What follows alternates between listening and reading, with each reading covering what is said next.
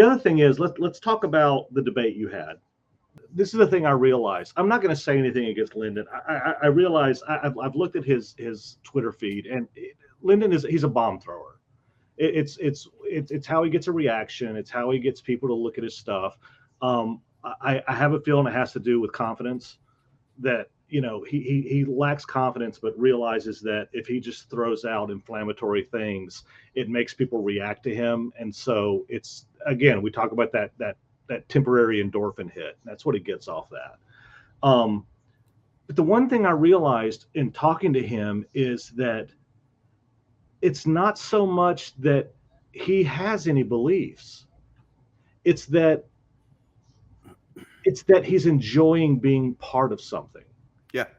He enjoys he feels like he's part of this movement that he doesn't even fully understand himself, because you gave him plenty of time to be able to speak and to say what he felt. And he couldn't do it. And the reason he couldn't is because there was a lot of things you were asking him point blank questions, some cases, and he was literally just like stumbling over his words, or he couldn't talk, because you could tell he hadn't thought about these things before, because he's gotten so addicted to being part of this movement that he's echoing things that he's heard, but he's never really thought about it. And it almost makes me feel bad for him. Yeah, I mean, I cut the conversation short, honestly, because I genuinely was feeling bad. Like as it went further along, it really just felt like he was out of his element and uncomfortable, and hadn't really considered, like you're saying, any of the supporting structure for any of his points. There were because when I first listened to it, because I obviously all I knew of him was his Twitter feed, which is calling people the R word and just again throwing bombs. Because that's how he gets off. That's fine. Plenty of people do that. I don't enjoy it. I'm sure a lot of people that stumble upon his feed don't enjoy it. But if that's what makes him happy, cool. Throw bombs. It's immature, but cool. Do it. But yeah, it was just, it made me realize that when I started listening to you talk to him, at first I went in like most people did, which was, oh, please tear this guy a new asshole, But then the more you talk to him, and the more he didn't have anything to say, and then other times when he literally conceded things you were saying that I couldn't believe he was conceding, because to me, again, things he probably never thought about. By the end of it, I kind of just wanted to give him a hug. Yeah. And be like, dude, listen, life can be better than this. You have it in you. I can see it. You have it in you to be a better person than this. And I almost wanted to help him, Yeah.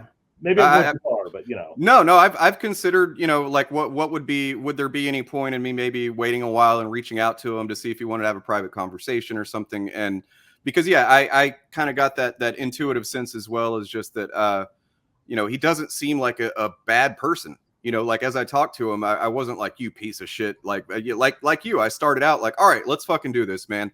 I'm going to hold your feet to the fire. And then as I realized that, these are things that I've put a lot of thought into, you know what I mean? Like I try to listen to these points from people I don't agree with. And, like I got back into comics 5-6 years ago because I started, hearing stuff about SJWs ruining comics. And I've been into comics since I was a little kid. So I was like, what? Who are these SJWs ruining my comics? You know what I mean? And then I start reading comics like, whoa, no, this is good stuff. What are they talking about? And that's when I started understanding what was really going on. And it started me down the path of like, studying this stuff. So yeah, it's not like I'm just starting from disagreeing and working my way backward. I genuinely tried to support the views that I'd seen around and find information to support it. But what I know of comics and the lore and the industry and the history of it, and it doesn't jive, with their claims. It doesn't. Like that's the one thing I want to say to, especially some of these people that aren't reading comics right now, and that they are believing things they're being told. The stuff that you're being told about the comic industry. I've been doing this for 20 years at Marvel. I was here at the bottom. I'm here now. I've been through all the different waves for the last 20 years. The stuff you're being told is happening is not happening. Just because they made a comic of Squirrel Girl with artwork you didn't like, just because Miss Marvel changed to Captain Marvel, they still make Punisher comics. Daredevil's still out there. X-Men is still the X-Men. Wolverine is still snitting and clawing everything. I mean, just because they added things to their catalog, the stuff you always liked, it's all still there. It's all still there. So doing this thing where you walk into a comic shop or you're being told about 1 or 2 books that Marvel makes that aren't to your liking because they possibly would like to get some girls to read comics. That doesn't mean Marvel's gone SJW. I don't, whatever that means. Right. You know, yes, Marvel publishes what, 50, 60 books a month? Yeah, maybe 1, 2, maybe even 30 of them aren't for you. Right. It's ridiculous. It's absolutely ridiculous to believe that there's this mass status quo. I mean, Batman is still Batman. He's still fighting the Joker. None of that stuff has changed. All they've done is added stuff. But all the stuff that all these guys are telling you, I used to like, but doesn't exist anymore. Yeah, it does. Well, the books didn't change. They changed.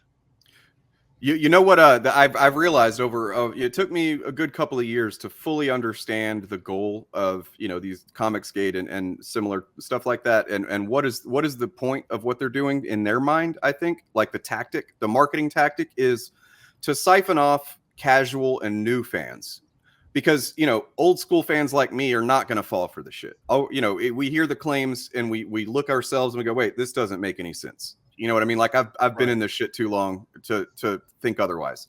But you know, the MCU is popular as hell. You know, comics are way more mainstream now, and so you're starting to get people who, and like if a new fan goes on YouTube and searches for, hey, I want to find out about Thor comics because I liked Thor in Ragnarok or whatever. Mm-hmm. They're more than likely going to come across some of that anti-SJW content that's going to tell them, well, they replaced Thor Odinson with Jane Foster, you know, and it's like, and that's one example, as a matter of fact, of how dishonest this stuff is. For example, you know, Riri Williams, Ironheart, they like to say there's a lot of claims of they're replacing this character with this black character or this woman version or whatever, and it's like, Tony Stark didn't get replaced. You know, he was out of commission for a couple of months, like every character goes through every once in a while. You know, they do that.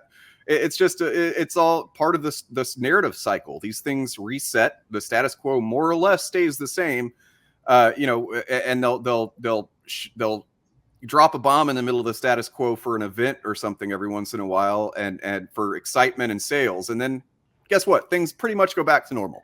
They go back to normal. And here's the other thing too. You know, there was a time where I kind of agreed with it a little bit. That I was like, oh yeah, why they keep replacing all these characters, blah blah. And then I started thinking about it, and I was like, wait a second. Spider-Woman, Spider-Girl, Batgirl, Robin, Batwoman. I'm like, She-Hulk. They've been doing female versions of characters since the friggin' 70s. You know, why are you mad now? Is it because it fits an agenda that you feel like this falls under, or is it legitimately that you're mad? Because if you are mad, you should also be getting mad at Batwoman and Batgirl and Spider-Woman and Spider-Girl and, you know, these other characters that were created to be a female version of a male character as far back as 50 years ago. Yeah, I've made that point in a video. You know, really probably one of my first ones was something like Marvel's always been progressive. You know, and it's I put side by side. You got on the left there was pictures of Supergirl, Kid Flash, you know, Spider-Woman, and then on the right I had Ironheart, totally awesome Hulk, the Amadeus Cho one. Miles Morales, and I'm like, what is the difference here? You know, and I was sarcastically like, I don't see it. Yeah, but it's like clearly there's a racial element there. There is. No one got mad when Pepper Potts became Iron Maiden, or rescue. No one lost their mind when that happened, but pretty blonde white lady. Suddenly Yep. you make the character, a different race or a different gender, and suddenly there's a problem with it. And it's not so much, I'm not saying that they can't have that opinion, but if they are going to have that opinion, they need to be able to reconcile it with the fact that it didn't bother them when it happened other times, but it bothers you now. You need to be able to reconcile that and explain that, because if you can't, there really is only one explanation for why you have a problem with it. Yep. And you know what? And even if you have a problem with it, and even if even if you flat out say, yeah, I just don't want a black Spider-Man or whatever. Okay, that's your preference, that you want to live in that bias, go for it.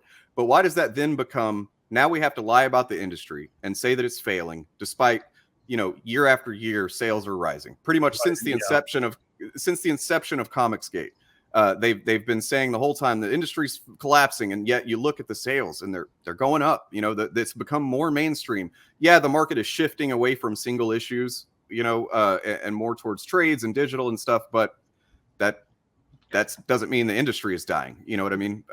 That's a case. It's moving the goalposts, and that to me is that comes down to a psychological thing. I want to send you something, and you can share with your viewers. It's something, the strip, the oatmeal. Yeah, love the oatmeal. But basically, what this strip does is, it's not talking about political beliefs. It's not talking about any of that stuff. But what it's talking about is that how your brain works psychologically, and how you have things in your brain that you can easily change your mind about, or that don't bother you. Whether you're a morning person or a night owl, whether you're an iPhone or an Android user, whether you're a Coke or a Pepsi. I may like Coke, you may like Pepsi. We can still be friends, right? Not a big deal, because it's not a hardcore belief. But then they go on to talk about some other beliefs, like there was a belief that George Washington had, his teeth were made of wood, right? Well, if I told you that they actually weren't made of wood, they were actually made of a combination of gold, lead, hippopotamus, ivory, horse, and donkey teeth, right?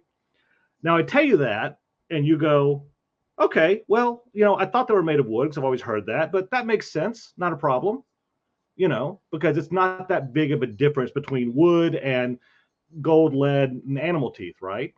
But if I also told you that he also had a second set of teeth that were made from the teeth of slaves.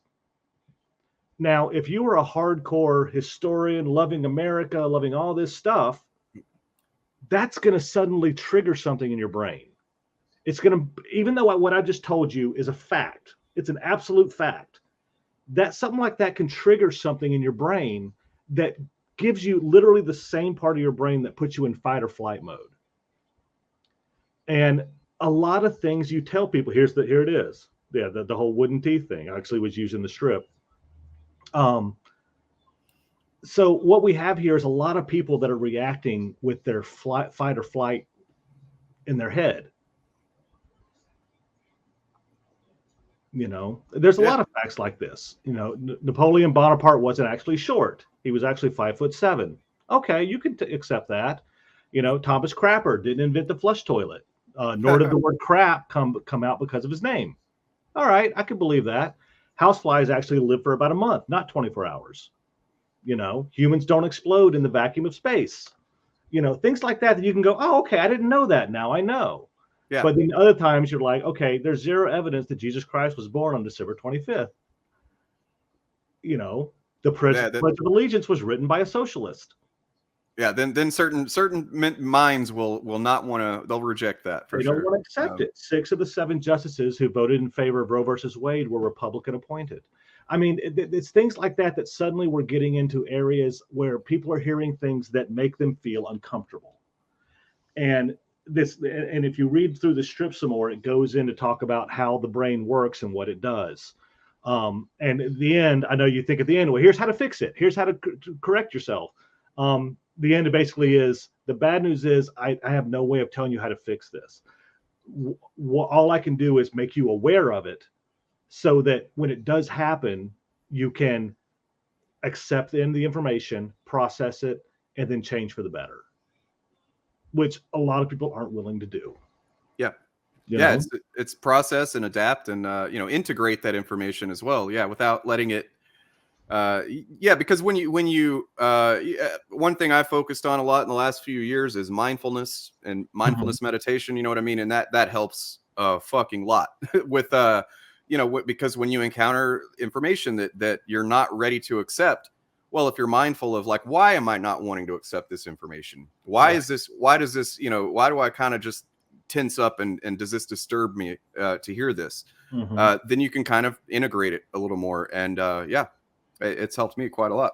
Yeah, I mean, you can accept that maybe the stuff you're being told by nefarious sources could be wrong, and that's the thing. It's like I don't blame a lot of these people for what they believe or what they're saying on Twitter. I mean, it bothers me, but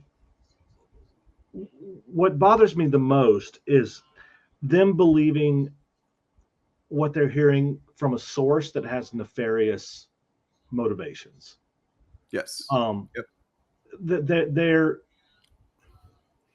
I'll put it this way. You know how I know I'm not crazy? Because I don't have to walk around telling everybody I'm not crazy all the time. If you have to tell everybody you're crazy all the time, or you're not crazy all the time, you probably got something wrong with you. And that's the same thing with anybody. If you have to walk around telling everybody you're not a racist all the time, you might need to deal with something. So if you're walking around telling everybody how much you love the fans all the time, what's the motivation there? There's something else going on. And I never want any of my fans that like my stuff to ever feel like they're being used, because I don't want to use anyone. I want to produce artwork they enjoy. I want to do what I love, and that's it. But I'm seeing so many artists that are weaponizing their brand. Yeah. And it really bothers me, not because of them. I mean, honestly, they can all fuck off. But what bothers me is that there are fans that are buying into it. And it makes me sad, because there are creators out there that legitimately do care about their fans. They legitimately do care about what they're producing. They're not trying to gain money through outrage and through pointing at the other and going, they're the villain. I mean, that's the surefire way of getting power in anything. First off, you either create a problem, or you take a small problem and you make it seem like it's far bigger than it is. And then you step in and go, but I have the solution.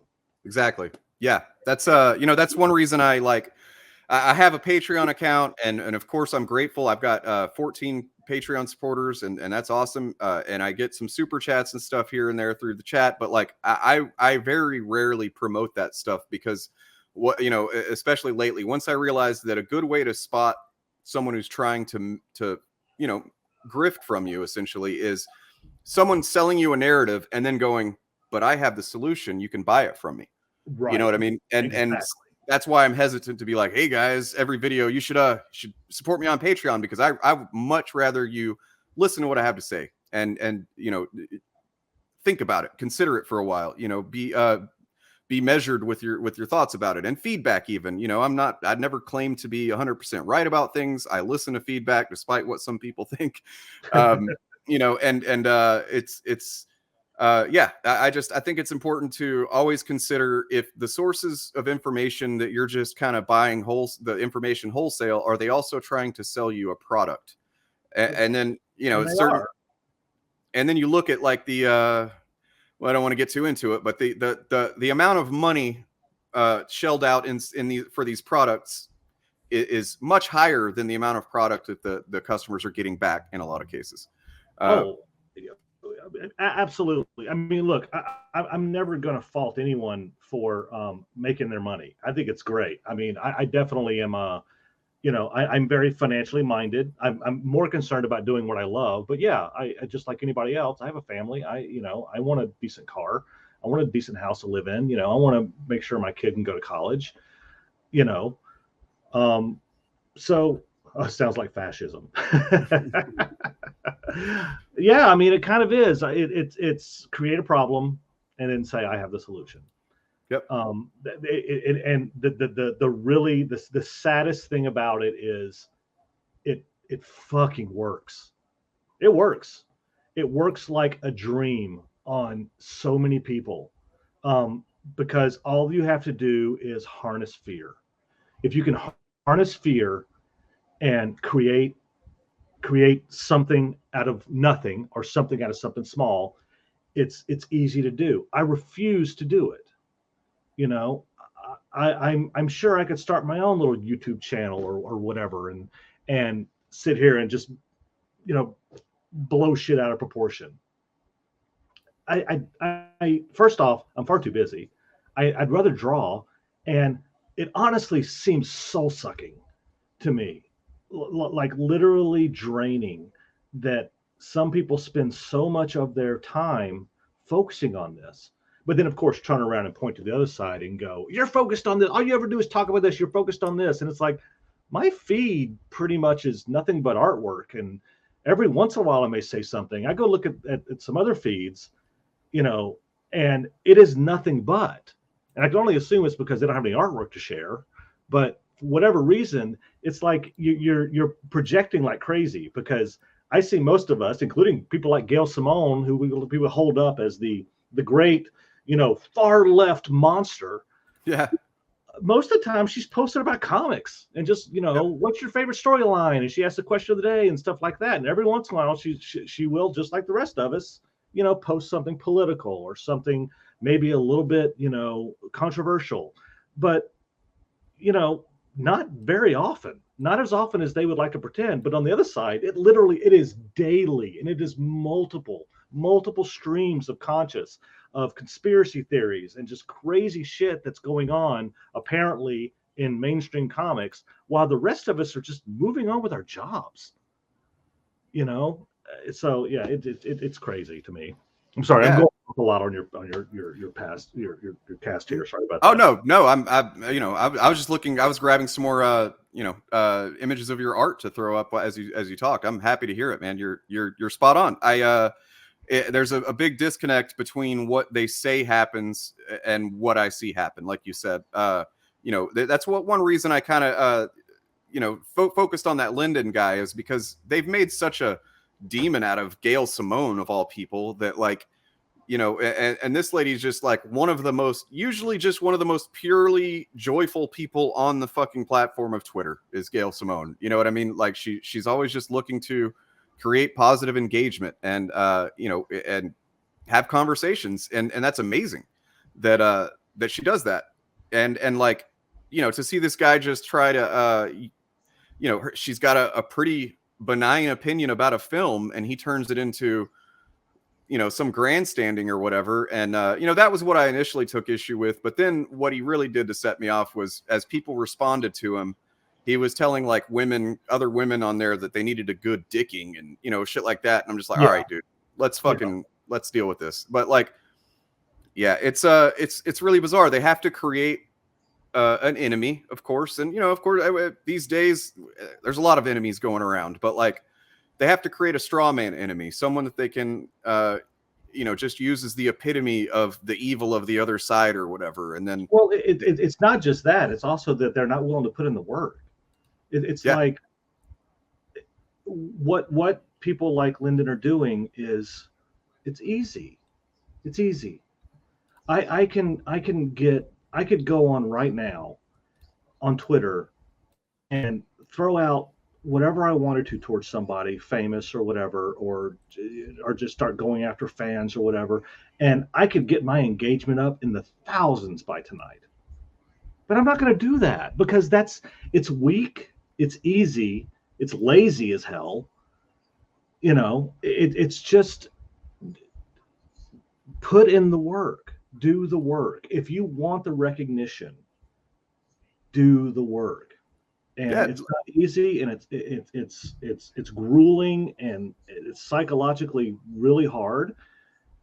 But I don't have any respect for anybody that gets famous off throwing bombs. Yeah. Whether those bombs are just out and out insults or conspiracy theories or whatever, it's weak. It's so friggin' weak. and it's projecting their weakness all over everybody else. And it makes me mad because there are people that go in on it and follow it and suddenly are calling people Caesar or whatever. I mean, it becomes cultish, and heaven forbid. I hope if I ever become anything like a cult leader, please somebody stop me. Yeah. You know? Well, I mean, it's like let your work speak for itself, right? Like before I ever followed you on social media at all, I was a fan of yours. You know what I'm saying? And if you started spouting shit right now that goes against my ethics or anything like that, I would not follow along with you. You know what I'm saying? Like I'd be like, I hope you would speak out. I legitimately hope you would say, "Hey, whoa, I disagree with that," and call me out on it. Yeah, it's it's if you have to do this type of thing to sell comics, are your comics really that good? Is what I'm wondering. Like I can walk into a comic shop, see work like yours or Pepe Larraz or Adam Kubert or something, just like, okay, that work speaks for its fucking self. And maybe I don't like what's inside, maybe I'm not a big fan of that specific issue or story or whatever, but the comic, the comic is still selling the same way that comics always have, is the cover on the shelf, and it grabs your attention, or it doesn't. You know what I mean? You don't need to there's not this extra element where you have to follow along with the conspiracy narratives and you have to hate the right people and things like that. Well, that's the thing. I mean, the way I look at it, like you said, you went in the comic shops at one point. You and I never met. You had never come to a show. You didn't know anything about me, right? Yeah. When you do encounter me, like you see my work, and let's say you become a fan just from the artwork. When you do encounter me, whether it's on social media or whether it's at a convention or whatever, I can only do one of two things for you. I'm either going to enhance the way you see my artwork, or I'm going to diminish it, right? And it blows my mind the number of people that do everything they could to diminish the way people look at them. I mean, there are plenty of artists out there that I've looked at that I'm like, oh, I'm a fan of theirs, and then I met them or something happened or whatever, and I'm like, yeah, I can't look at it the same way. I mean, it really does affect people. So, yeah, I'm going to stand up for what I believe in. When I stand up for what I believe in, though, I try to do it against ideas, not against people, unless it's Trump. Because let's face it, Trump is basically an idea at this point. He's just a bunch of bad ideas stuffed into an oversized suit. Exactly. But I'm amazed at how many times I go after what I consider to be a bad idea, and then the responses I get automatically are absolutely personal. I'm like, whoa, I didn't say anything about you. I didn't talk about you. The fact you took it personally might speak more about you than me, but calm down. But yeah, everything is personal now, even if it's something speaking out against a general idea. Yeah, it's people attach their identities to certain concepts and ideas in politics, unfortunately, and it's like, it's tricky because I consider myself a humanist and a pragmatist. Me so too. Where that ends up typically is on the left. But I mean, if a conservative Republican started spouting policies that are pragmatism and humanism, I'd be like, oh shit, maybe I should look into this guy. You know what I mean? But like, it's not like I'm just choosing the left because it's a team sport. It's exactly. I'm just trying to accomplish goals that I think will reduce suffering overall and make for a better society. And it's really unfortunate that people feel the need to attach their identities to certain figures. You know what I mean?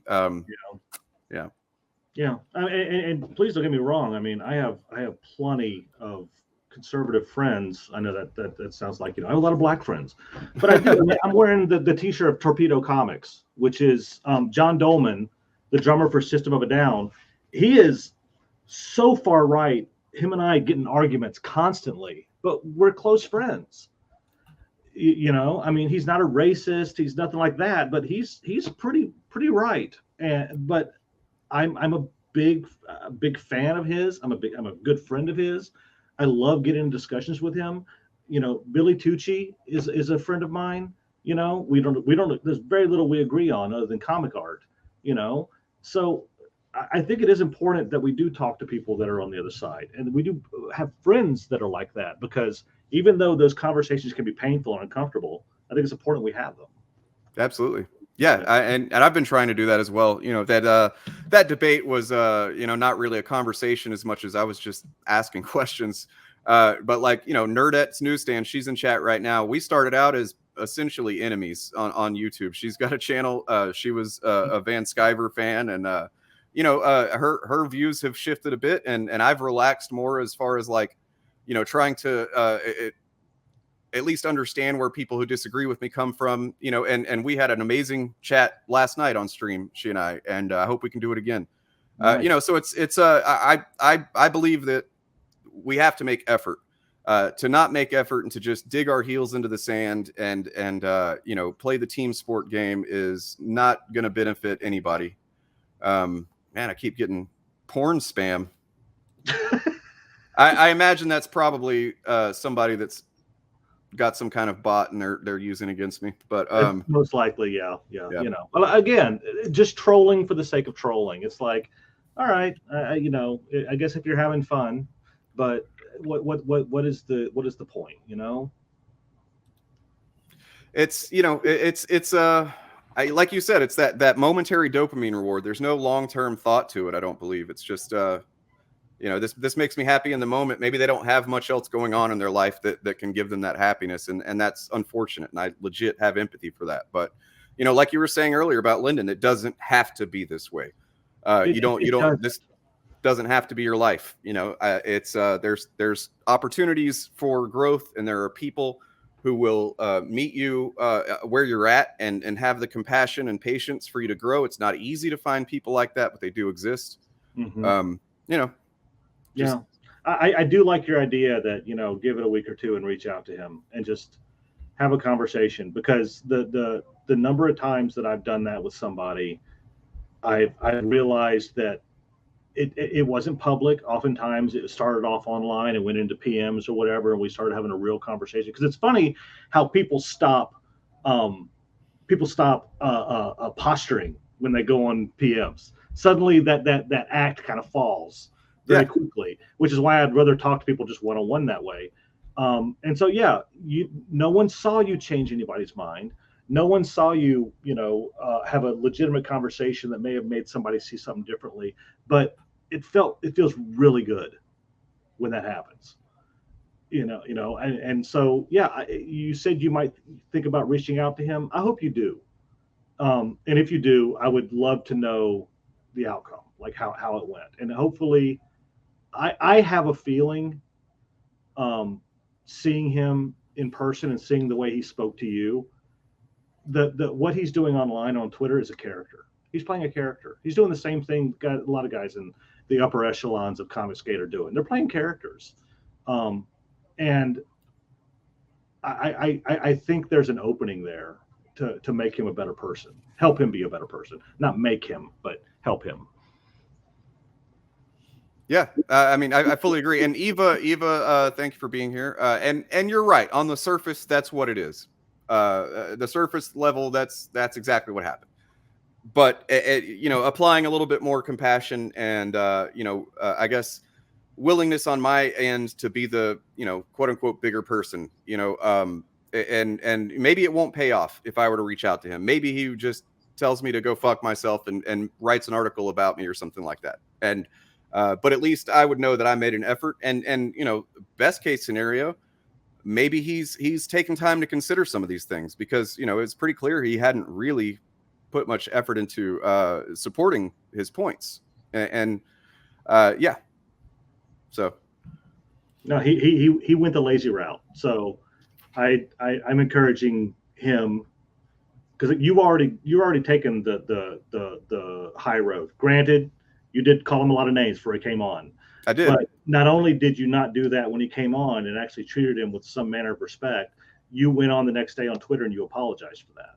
And on I did a stream recapping it, and I clearly stated that I had honestly did not expect him to show up, and that's not like me saying oh, I'm embarrassed I got caught. It's just that this is the first time I just hopped on a stream and started making fun of somebody like that.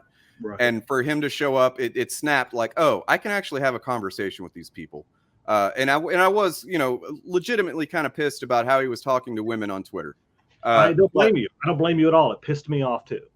But that's why I tuned in just to watch you basically destroy him.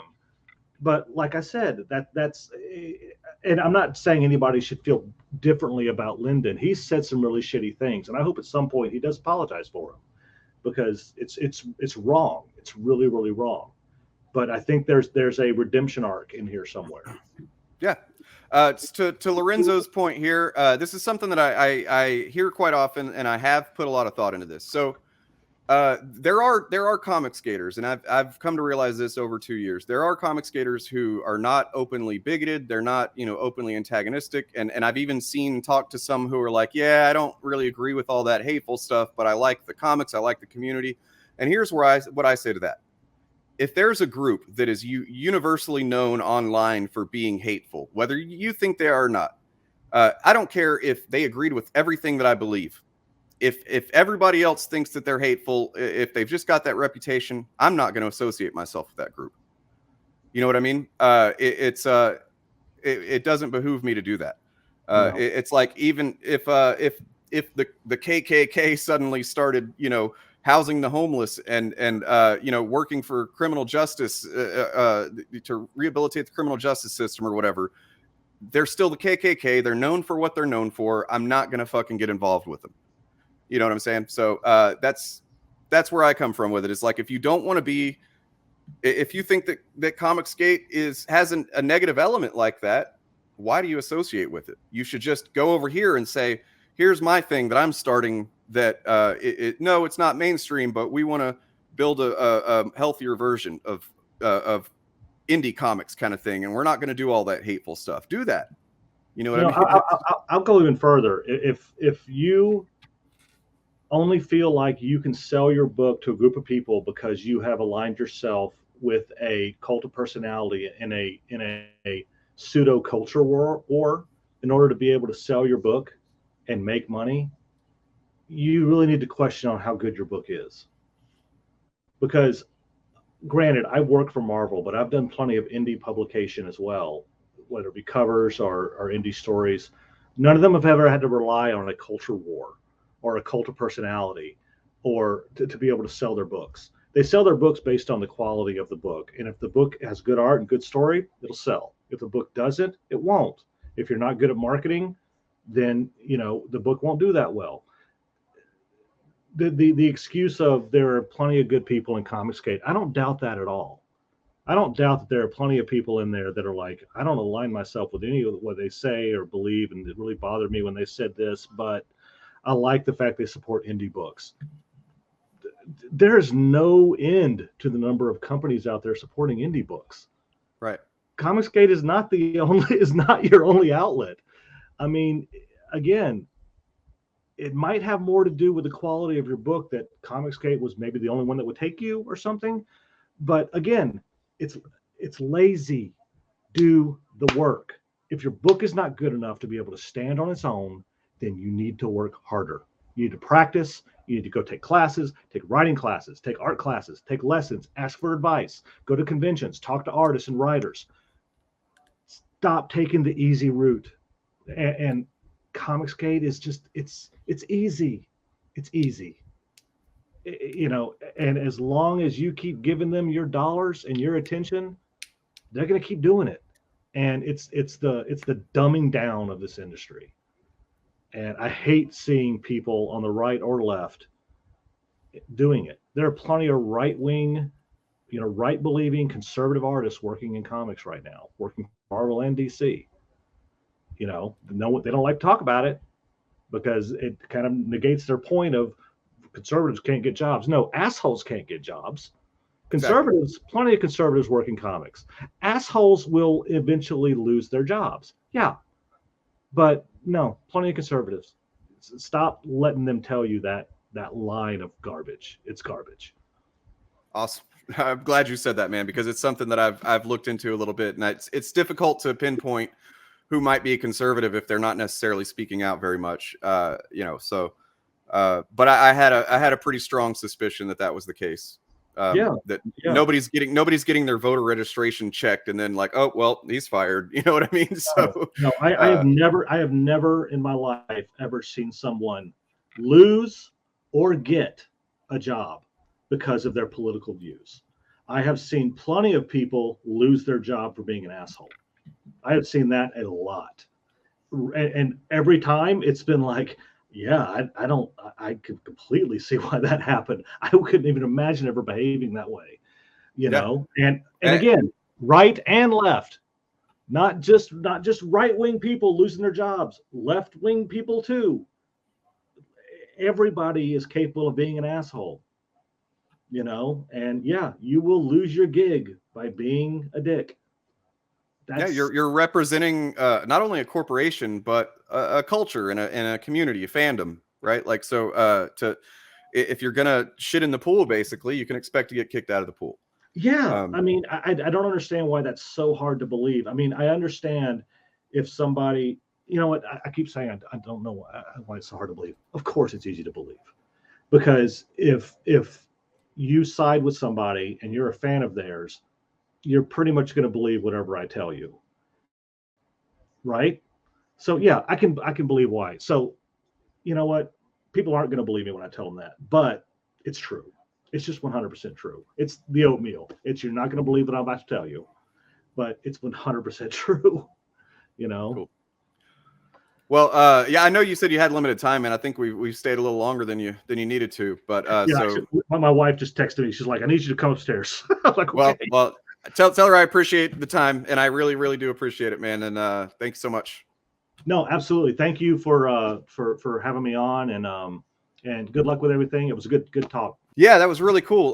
You guys, you know, it's not like I told him before we went live, I'm like, I'm not just saying this because I'm sucking up. Like, he legit is my favorite comic artist, him and Addy Granoff. But like, I've got several things signed by him, or there.